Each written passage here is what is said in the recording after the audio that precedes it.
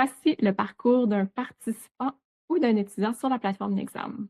D'emblée, un participant ne peut pas s'inscrire lui-même sur la plateforme. Il doit être invité par l'organisation responsable de l'examen. Pour ce faire, il reçoit un courriel d'invitation avec un code unique. Ce code est sécurisé et valide pour une durée limitée de 30 jours.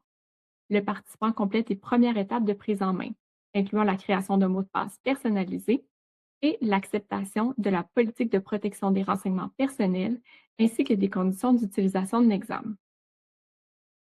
Il sélectionne également sa langue de navigation dans la plateforme.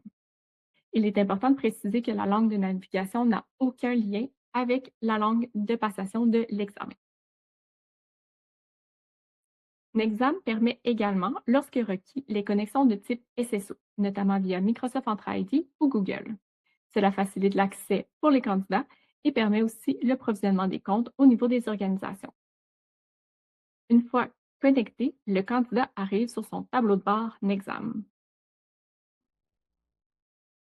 C'est à cet endroit que l'organisation peut personnaliser l'expérience en ajoutant son logo, le nom de son institution et même un message d'accueil.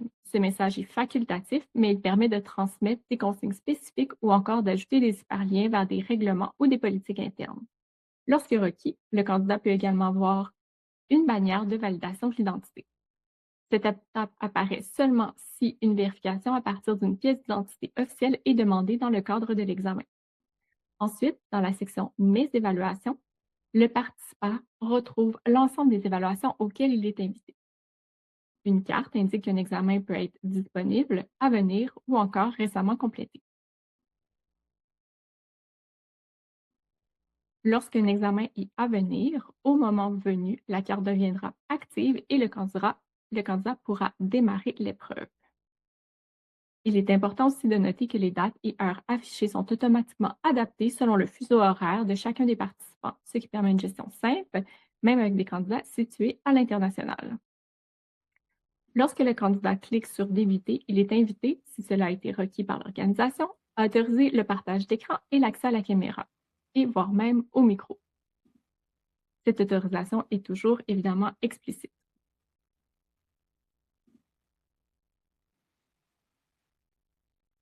Le participant doit confirmer s'il accepte d'être enregistré dans le cadre du processus d'intégrité de l'évaluation. Une fois cette étape complétée, il accède ensuite aux instructions de l'examen. Ces instructions sont entièrement modulables selon les besoins des organisations. Elles permettent de clarifier les règles et d'éviter toute ambiguïté, surtout dans un contexte à distance. On suggère toujours d'inclure également une déclaration d'intégrité propre à votre organisation via un hyperlien. Le premier environnement d'examen se présente comme un environnement standard. Les questions sont structurées dans la marge de gauche. La portion centrale correspond aux zones de réponse, alors que dans la section de droite, il est possible d'afficher des documents complémentaires sous différentes formes. Ces documents font partie intégrante de l'évaluation. Les questions lues mais non répondues sont identifiées par un point d'exclamation, alors que les questions complétées sont indiquées par un crochet. Plusieurs formats des questions sont disponibles dans Exam. On retrouve notamment les questions à choix multiples, les vrais ou faux, les réponses courtes ou longues, ainsi que les réponses audio-vidéo. Il est également possible de déposer des fichiers en guise de réponse. Pour des questions à long développement, plusieurs options d'édition de texte sont offertes aux candidats, telles que les paragraphes, différents titres, gras italique souligné, ainsi que la couleur.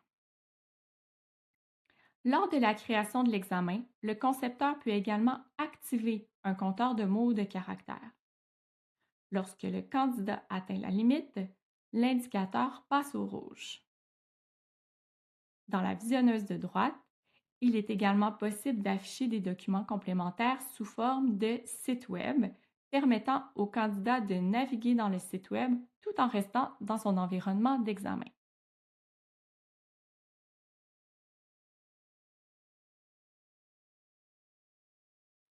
La visionneuse de droite permet également d'afficher des documents sous format PDF, protégé ou non.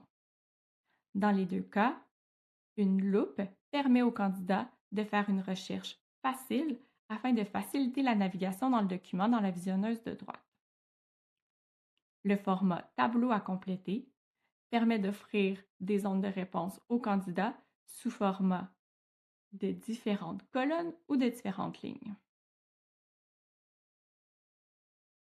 La minuterie se situe en haut à gauche et peut être paramétrée de façon ascendante ou descendante. Pour les formats de réponse à type réponse courte, il est possible de définir la hauteur de la boîte de réponse attendue. Dans l'examen, on retrouve également le type de question glisser-déposer,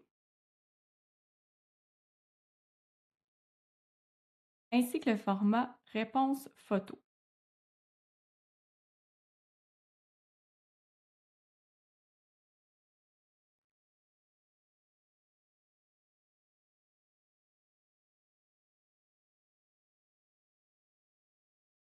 Un contrôle bloquant empêche le candidat de soumettre un examen si l'ensemble des questions ne sont pas répondues.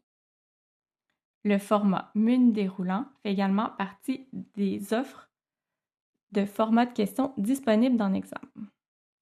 Lorsque la minuterie arrive à échéance ou lorsque le candidat dépose son examen, il est invité à évaluer son expérience sur la plateforme. Ses commentaires sont accessibles pour les coordonnateurs et permettent d'améliorer en continu les processus d'évaluation. Le second environnement de rédaction, de structure pour administrer un examen dans l'examen est ce qu'on appelle l'environnement à rédaction long.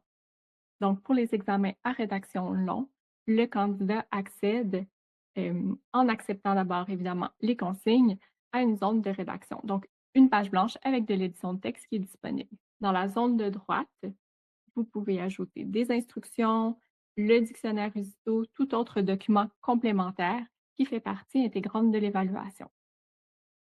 Le candidat dispose donc d'une feuille blanche avec des éditions de texte disponibles, gras, italique, différents niveaux de titres. Il est également possible de leur donner accès à un tableur. Donc, on est vraiment sur un chiffrier. Lorsque c'est nécessaire, il peut être affiché dans une vue 3 colonnes pour faciliter la rédaction. Une fois soumis, l'examen est déposé pour la correction. C'est souvent un format que les coordonnateurs d'examen vont décider de redonner accès à l'étudiant. Donc, dès le dépôt, l'étudiant ou le candidat peut récupérer à partir de son tableau de bord sa rédaction pour une révision personnelle.